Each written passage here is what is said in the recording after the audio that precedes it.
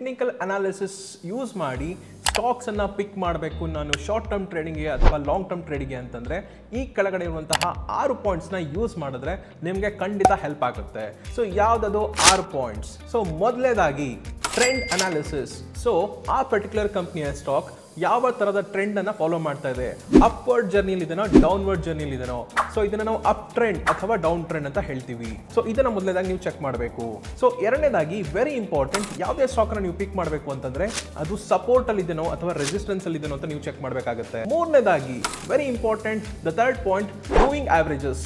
So moving average ಅಲ್ಲಿ 50 period moving average ಹಾಗೂ 200 period ನ ಮೂವಿಂಗ್ ಆವರೇಜ್ ಕ್ರಾಸ್ ಓವರ್ ಆಗಿರೋದನ್ನ ನಾವು ಗೋಲ್ಡನ್ ಕ್ರಾಸ್ ಓವರ್ ಅಂತ ಕರಿತೀವಿ. ಯಾವಾಗ ಈ ತರ ಕ್ರಾಸ್ ಓವರ್ ಆಗುತ್ತೆ ಆ ಪರ್ಟಿಕ್ಯುಲರ್ ಕಂಪನಿಯ ಸ್ಟಾಕ್ ಮೇಲ್ ಹೋಗೋ ಚಾನ್ಸಸ್ ಜಾಸ್ತಿ ಇರುತ್ತೆ. ನಾಲ್ಕನೇ point very important, volume analysis. ಯಾವ ಪರ್ಟಿಕ್ಯುಲರ್ ಕಂಪನಿಯ ಸ್ಟಾಕ್ ಅಲ್ಲಿ ವಾಲ್ಯೂಮ್ ಜಾಸ್ತಿ ಇದೆ ಅಂತಂದ್ರೆ ಅಲ್ಲಿ ಜಾಸ್ತಿ ಜನ ಬೈ ಮಾಡ್ತಿದ್ದಾರೆ ಅಥವಾ ಸೆಲ್ ಮಾಡ್ತಿದ್ದಾರೆ ಅಂತ ಅರ್ಥ.